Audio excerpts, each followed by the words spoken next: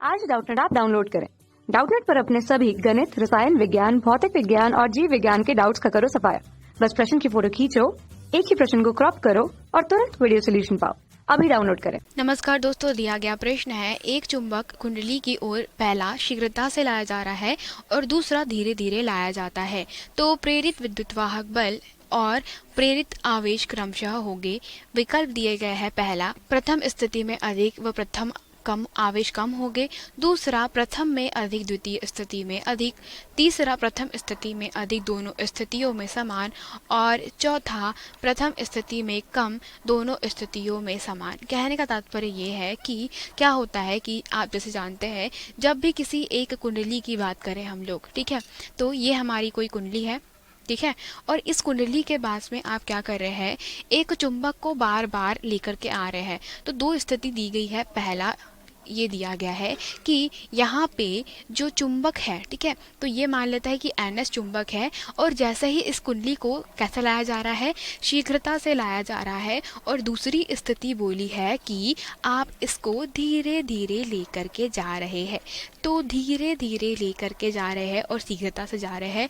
दोनों ही स्थितियों में क्या होगा, दोनों ही स्थितियों में इस कुंडली से गुजरने वाली कुल बल रेखाओं या कुल फ्लक्स का मान या चुंबकीय क्षेत्र में गुजरने वाला कुल फ्लक्स का मान बार बार क्या होगा, परिवर्तित होगा।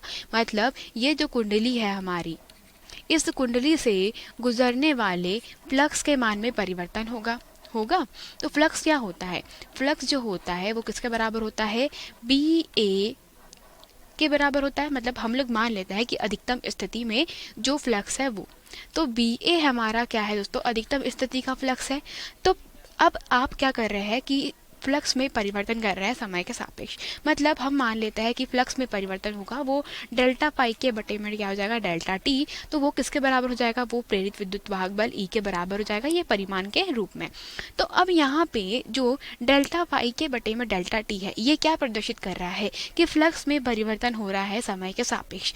तो अब यहाँ पे हम क्या करते हैं, मान लेते हैं कि दोस्तों यहाँ पे प्रेरित धारा जो है वो क्या है, जो किसके बराबर होती है, वो बराबर होती है E के बटे में R के, जहाँ पे R हमारी कुंडली का प्रतिरोध है। तो अब क्या होगा कि देखिए यहाँ पर धारा का मान लिखा जा सकता है Q के बटे में T।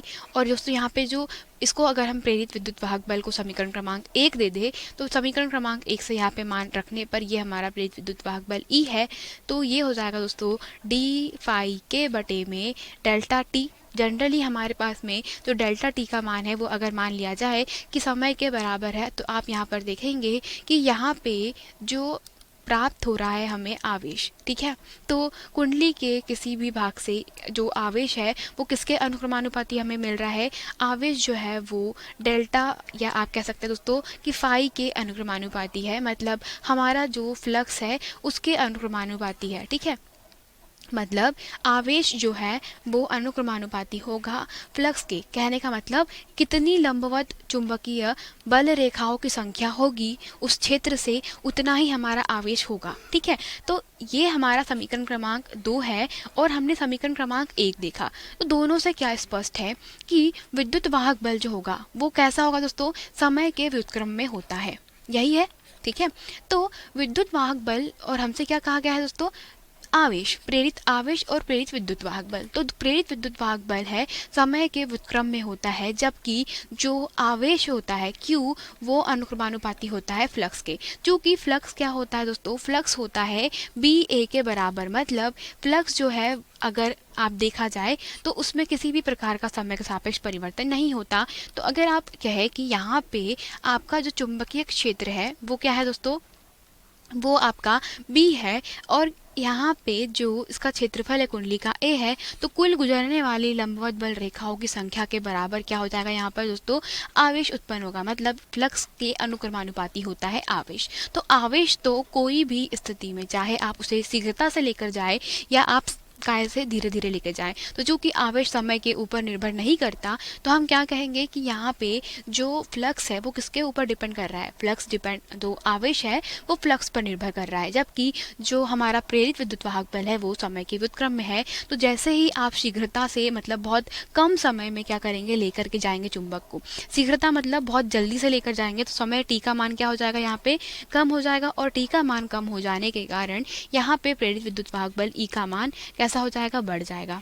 ठीक है, जबकि क्या होगा कि अगर आप यहाँ पे धीरे धीरे लेकर जाएंगे तो उस स्थिति में टी का मान कैसा हो जाएगा, अधिक हो जाएगा, और टी का मान अधिक हो जाने के कारण क्या होगा कि ई का जो मान है वो कैसा हो जाएगा, टी का मान कैसा हो जाएगा दोस्तों, यहाँ पे बढ़ जाएगा, तो ई का मान कैसा हो जाएगा, ई का मान कम हो जाएगा। तो बस यही है हमारे प्रश्न का उत्तर। तो कह सकते हैं कि प्रथम स्थिति में अधिक मतलब शीघ्रता से लेकर जा रहा है तो जा रहा है, ठीक है, तो शीघ्रता से लेकर के जाया जाएगा, तो इस स्थिति में विद्युत वाहक बल तो ई कैसा रहेगा, अधिक रहेगा। ठीक है, और फिर जब आप क्या कर रहे हैं, धीरे धीरे लेकर के जाएंगे, तो दोनों ही स्थिति में ई का मान कैसा होगा, कम होगा। तो प्रथम स्थिति में अधिक और प्रथम में आवेश कम, तो ये गलत है, क्योंकि आवेश का मान कैसा है दोस्तों, आवेश का मान नियत है। ठीक है, क्योंकि वो फ्लक्स पर निर्भर करता है, ना कि समय पर। दूसरे में प्रथम में अधिक, तो प्रथम में अधिक, द्वितीय स्थिति में कम, तो द्वितीय स्थिति में अधिक, तो दोनों ही स्थितियों में अधिक बोल रहे हैं। तो हमने अभी देखा कि जब आप धीरे धीरे लेकर के जाएंगे तो फ्लक्स कम, मतलब जो फ्लक्स में परिवर्तन होगा वो धीरे धीरे होगा, तो प्रेरित विद्युत वाहक बल भी जो है ई का मान वो कम होगा। तीसरा है प्रथम स्थिति में अधिक, मतलब फ्लक्स अधिक है, मतलब फ्लक्स में परिवर्तन की दर अधिक है, तो विद्युत वाहक बल का मान भी अधिक होगा। तो पहला तो सही है, दोनों स्थितियों में समान, मतलब आवेश का जो मान है वो दोनों स्थितियों में समान है, तो दोनों ही कंडीशन सही है हमारी ये वाली तीसरे की। ठीक है, तो तीसरे में जो आवेश है वो कैसा दोस्तों, समान है। ठीक है, और जो विद्युत वाहक बल है वो अधिक है। जो चौथा है वो क्या है कि प्रथम स्थिति में कम और दोनों स्थितियों में समान, तो ये गलत है, मतलब आवेश की स्थिति सही है परंतु विद्युत वाहक बल की गलत है। तो हम कहेंगे कि विकल्प क्रमांक 3 जो है वो हमारे प्रश्न का सही स्पष्टीकरण दे रहा है। धन्यवाद। कक्षा 6वीं से 12वीं से लेकर नीट, IIT, JEE वो एडवांस के लेवल तक 1 करोड़ से ज्यादा छात्रों का भरोसा। आज ही डाउनलोड करें डाउटनेट ऐप या व्हाट्सएप करें अपने सारे डाउट्स 8400 400 400 पर।